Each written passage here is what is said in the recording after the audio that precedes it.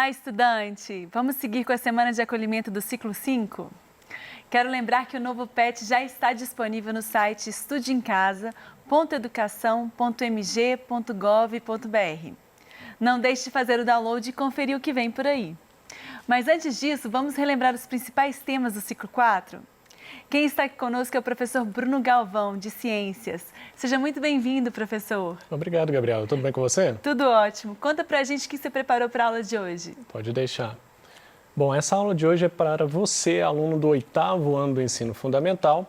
Nós vamos resolver aí algumas questões do seu PET 4. Eu fiz questão de selecionar questões da semana 1, da semana 2, da semana 3 e da semana 4, no qual nós trabalhamos esses assuntos aqui. Nós trabalhamos sistema endócrino, eu dividi em sistema endócrino 1 e 2 nas semanas. Depois nós trabalhamos com a relação do Sol, Terra e Lua. E finalmente nós falamos de clima e tempo, as diferenças e como o clima é influenciado por diversos fatores. Então esses são os assuntos de hoje, Gabriela. Esses são os assuntos de hoje, meu querido aluno do 8º ano. Bom, vamos para a primeira pergunta. A Gabriela vai me ajudar aqui. Qual é a função do sistema endócrino? Ok. Bom, primeiro é importante saber o que é esse sistema endócrino. Esse sistema endócrino, então, é um sistema do corpo humano formado por glândulas que são capazes de produzir determinadas substâncias, substâncias chamadas de hormônios. Vamos ver a função, então, desse sistema que produz hormônios. Então, está aqui. O sistema endócrino ele vai produzir esses hormônios, ou seja, substâncias químicas chamadas hormônios, que vão ser capazes de transmitir sinais para diversas células do corpo, participando do controle de diversas funções do organismo. Então, meu querido aluno, o sistema endócrino ele tem um papel parecido com o do sistema nervoso. Não sei se você conseguiu perceber, Gabriela, porque é muito comum nós falarmos que o sistema nervoso comanda o corpo inteiro. Sim. Mas nós também temos hormônios do nosso sistema endócrino que ajudam a controlar diversas funções do corpo. Então, tem um papel parecido com o sistema nervoso. Obviamente que o sistema nervoso, controlado principalmente pelo encéfalo, o encéfalo ele vai ter um papel muito importante, inclusive vai influenciar nos hormônios, mas muitas funções do organismo são controladas pela produção de hormônios, de acordo com algum estímulo que o organismo recebe. Fundamental no controle do nosso organismo. Próxima questão. PET 4, semana 2, página 35, atividade 2. Um paciente apresenta os seguintes sintomas: insônia, taquicardia e perda de peso. O médico pede um exame de sangue e diz que, provavelmente, ele apresenta um distúrbio hormonal. Certo, então a gente tem esse caso aí, e aí as perguntas seriam desse distúrbio hormonal, qual seria esse distúrbio, né? Bom, quando nós trabalhamos ali nas nossas aulas falando de uma glândula chamada tireoide, a tireoide, então, ela é uma glândula que fica aqui na região do pescoço, Gabriela, e essa glândula ela fica nos homens que é mais nítido, esse gogó, que a gente chama de gogó, né? O pombo de Adão, fica logo abaixo do pombo de Adão, aqui, já no fim do pescoço. E essa tireoide é importantíssima para produzir hormônios que são controladores do metabolismo do corpo. Quando nós pensamos em metabolismo, nós pensamos na velocidade também das reações que ocorrem no nosso corpo. Então, você tem dois casos aí principais. Você pode pensar naquela pessoa que naturalmente ela já é um pouco mais lenta, né? Pensa um pouco mais devagar. Não estou falando que isso é um problema não, tranquilo, tá? Tem pessoas que são um pouco mais lentas, outras pessoas um pouco mais ativas, mais agitadas. Não sei se você conhece pessoas assim mais agitadas, né? E tem pessoas que são um pouco mais devagar. Não quer dizer que o problema seja hormonal não, tá? Alguns casos podem ser hormonais. Aqui a gente está falando de taquicardia. Tá, então o coração batendo muito rápido. A gente está falando de insônia, dificuldade para dormir, né? Então é uma pessoa mais agitada. E nós estamos falando de emagrecimento, né? Bom, a pessoa come, mas não engorda de jeito nenhum, continua magra e agitada, não dorme direito. Isso pode ser um distúrbio chamado de hipertireoidismo. Hiper de muito, quer dizer que essa tireoidismo de tireoide, está produzindo muito dos seus hormônios. Os hormônios principais são o que nós resumidamente chamamos de T3 e T4. mas principalmente o T3, ele é um hormônio responsável por controlar esse metabolismo nosso. Quanto mais T3 você tiver no sangue, mais rápido fica o seu metabolismo de várias funções aí do seu organismo, de vários órgãos. Quanto menos T3 você tiver, mais lentos são os processos aí fisiológicos aí no seu corpo. Então, são hormônios extremamente importantes para controlar o nosso organismo como um todo do ponto de vista metabólico. E aí, esses são os hormônios responsáveis por isso. Agora, vamos ver aqui como a gente pode colocar isso de forma simplificada aí na resolução da questão. Você vai responder a letra A, fácil, fácil, hipertireoidismo. E aí você vai colocar na letra B, causado pelo aumento na produção dos hormônios T3 e T4 da glândula tireoide, provocado por distúrbios nessa glândula. Então, tem algum distúrbio nessa glândula, que no caso dessa questão aqui da taquicardia e insônia, está aumentando os níveis desses hormônios e influenciando, então, nessas características aí citadas na questão. E isso está muito relacionado também ao consumo de iodo também. Não sei se você já reparou que o sal de cozinha, você pega a embalagem de sal de cozinha, já reparou isso, Gabriela? Não. Aí está escrito assim, ó, iodado, sal iodado. Esse iodo que é colocado no sal é justamente porque a tireoide, para o funcionamento bom dela, nós precisamos de ter esse composto químico iodo presente no nosso organismo, em pouquíssima quantidade. Então, tendo um pouquinho de iodo, nós já conseguimos viver bem com isso. Faltou iodo, nós vamos ter problemas de tireoide ou também pode ter câncer na tireoide, que pode provocar problemas como esse aqui. A falta de iodo, inclusive, costuma provocar mais o contrário disso aqui. O mais comum do que o hipertireoidismo é o que nós chamamos de hipotireoidismo, ou seja, ao invés de você ter uma produção elevada desse hormônio, você tem uma produção menor. Exatamente. Isso, inclusive, é mais comum do que o que está pedido nessa questão e pode estar relacionado à falta de iodo ou algum outro problema na tireoide. Próxima questão. Faça um desenho esquemático explicando como funciona o eclipse lunar e o eclipse solar. Essa é uma questão da semana 3, página 40, atividade 3. Maravilha. Bom, da última vez, Gabriela, eu vou falar para você. É que eu estava falando disso na aula e tal. Eu fui e coloquei uma figura pronta, né, tal. Aí os alunos ficam assim, esse professor é esperto. Aí agora quer que a gente desenhe, mas ele coloca as figuras prontas lá, que moleza. Eu vou fazer aqui no quadro aqui. Quem sabe faz ao vivo, né, prof? Bom, mais ou menos. Então, vocês me perdoem a qualidade do desenho, vou tentar. Então, a gente quer saber como é que são o eclipse lunar e o eclipse solar. Vou colocar na ordem ali. Vamos fazer o eclipse lunar primeiro. Vou fazer questão de fazer um pedacinho do Sol bem gigante aqui, só para destacar que o Sol é realmente muito maior do que a Terra e do que a Lua. Vou fazer aqui o planeta Terra. Vou fazer um pedacinho da América do Sul, só para vocês não falar que eu desenho muito mal. Um pouquinho da América do Norte também, tal, dá um desconto aí. Bom, e vou fazer a Lua. Primeiro, eclipse lunar. Pensou assim, eclipse lunar, significa que você não está vendo a Lua. O eclipse é daquilo que você não está enxergando. Isso acontece quando a Lua está nessa posição e o Sol aqui, ou seja, a Terra está entre o Sol e a Lua. Aí você imagina, então, que aqui tem a luz solar, né, indo em todas as direções, só que quando a luz solar vem aqui, ó, em direção à Terra para iluminar a Lua, não consegue. Por quê? A Terra está fazendo o que na Lua? Uma sombra. Então, a sombra da Terra aqui, ó,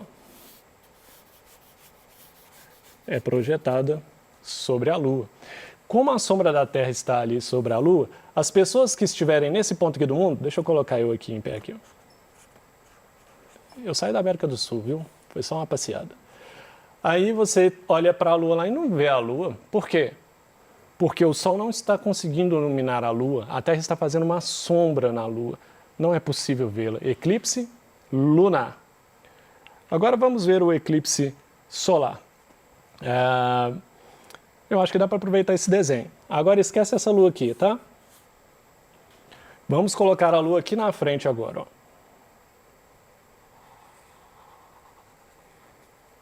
Lembrando que a Lua é menor que a Terra mesmo, viu? E que a Lua não tem luz própria. E agora o que acontece? A luz do Sol está vindo para bater na Terra. Só que a Lua está fazendo o que na Terra agora? Sombra. Agora é na Terra toda? Não. A Lua é mais ou menos 1/4 do tamanho da Terra, pensando em diâmetro. Então, essa sombra da Lua, ela vai pegar só um pequeno ponto da Terra. Por isso que o eclipse lunar, às vezes você vê numa cidade, na outra cidade você já não vê, porque ela consegue tampar muito pouco da luz solar. Então, esse eclipse, eu falei solar aqui ou falei lunar? Se eu falei lunar, você me desculpa. Agora eu estou falando de eclipse solar, tá? Por que é eclipse solar? Porque quem está aqui, ó, nessa região da Terra, não consegue enxergar o Sol. A Lua está na frente fazendo sombra, Gabriela. Então, com essa sombra aqui da Lua sobre a Terra, para quem está nessa região exata onde está batendo essa sombra aqui, uma pessoa não vai conseguir enxergar o Sol por algum momento. Então, essa é a diferença de eclipse lunar e eclipse solar. E um desenho representativo poderia ser um esquema como esse. Você pode escrever, olha, Lua, Terra, Sol, só para identificar direitinho. Não é um desenho tão complicado. Espero que tenha saído razoável aí. Eu entendi tudo, professor. Ah, que bom. Estou relembrando. Próxima questão. Quais são as variáveis que definem o clima de uma determinada região? Essa é uma atividade da semana 3, página 40, atividade 3 do PET. Bom, o clima ele pode ser influenciado por vários fatores. É importante perceber aqui, querido aluno, é importante perceber aqui, Gabriela, que quando nós pensamos assim, olha, o Brasil é um país tropical, então nós estamos falando que aqui tem um clima tropical. E aí você tem as regiões dos polos, que tem climas, são zonas polares, né, climas muito frios. Então existem vários fatores que interferem nesse clima. Não é uma coisa assim, olha, aqui é assim por acaso. Não. Existem fatores que levam a esses climas. E é isso que aqui está querendo saber. Quais são essas variáveis que vão definir o clima de determinada região, não é? Bom, eu vou falar aqui essas variáveis e vou comentar um pouquinho de cada um. Nós temos as correntes marítimas, as massas de ar, a latitude, a altitude e a vegetação. Essas são algumas aí das principais. Então, são esses fatores que vão influenciar o clima de uma região. Eu vou até convidar você, Gabriela, para pensar aqui junto comigo. Vamos pensar primeiro nas correntes marítimas. Quando nós estamos em regiões do mar, em países tropicais, ou quanto mais próximo da linha do Equador, nós temos correntes marítimas mais quentes. Uma aguinha mais quentinha. Mais quentinha. A água do Nordeste é mais quente do que aqui. É uma água bem quentinha. Eu não tive o prazer de visitá-lo, mas eu imagino que sim. É mais quente. E agora, eu não entraria no mar lá no Polo Norte, no Polo Sul, ou em regiões muito frias. Eu acho que é um pouquinho complicado. Então, nós temos aí correntes marítimas que são mais quentes e correntes marítimas que são mais frias. Isso vai influenciar as regiões costeiras. O que são as regiões costeiras dos países, dos estados, das cidades? São aquelas regiões que estão em contato direto com o mar. Aqui no Brasil, por exemplo, Rio de Janeiro, Espírito Santo, né? Uma parte lá de São Paulo. Então, esses estados do Nordeste também, né? Pernambuco, entre outros estados, eles estão ali fazendo divisa com o mar, em contato com o Oceano Atlântico, no caso que eu falei agora. Então, essas correntes marítimas quentes vão fazer com que as cidades próximas ali desse mar também recebam esse calor dessas correntes marítimas. Isso vai, inclusive, ajudar a controlar a temperatura desses lugares. Imagina que em Minas Gerais, por exemplo, que nós não temos mar aqui, temos uma certa distância, durante o dia nós temos, às vezes, um calor intenso e à noite esfria muito. Nessas regiões costeiras, Rio de Janeiro, Espírito Santo, a corrente marítima, ela ajuda a diminuir essa diferença de temperatura do dia para a noite.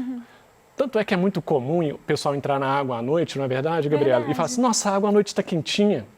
Porque ela ficou o dia todo também acumulando luz do sol, é outro fator envolvido aí, e à noite ela vai ajudar a amenizar essa diferença de temperatura.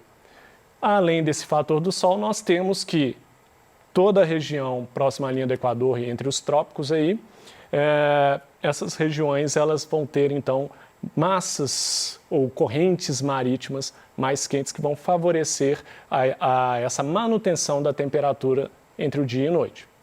O outro fator são as massas de ar. Isso aqui é super comum nos jornais, não é, Gabriela? Então pensa comigo. O meteorologista, ele sempre estuda e procura as massas de ar, saber para onde está indo uma massa de ar frio, uma massa de ar quente, e o jornalista ele chega lá e fala a notícia, olha, tem uma frente fria vindo em direção a Minas Gerais. Agora está vindo uma frente quente. Ou então uma frente fria vai se encontrar com uma frente quente. É a mesma coisa de dizer que a massa de ar fria vai se encontrar com a massa de ar quente. E normalmente, viu, Gabriela, quando uma massa de ar frio e uma massa de ar quente se encontram, pode esperar chuva. Chuva, muita chuva. Isso. Bom, então essas massas de ar também vão influenciar no clima de uma região. As massas de ar que atingem o Brasil, normalmente nós temos massas de ar equatoriais, continentais, que estão dentro do continente, massas de ar equatorial que vem dos oceanos, que é a massa equatorial atlântica, e aí vai. E essas massas de ar também vão participar desse processo. E aí nós temos também a latitude. A latitude aí é bem direto mesmo, é essa ação de estar próximo do Equador ou longe do Equador. Rapidamente no flip chart aqui, sei que vai dar tempo. Planeta Terra, minha circunferência está ficando cada vez piorzinha. Estou fazendo aqui os trópicos e aqui 0 graus é a linha do Equador.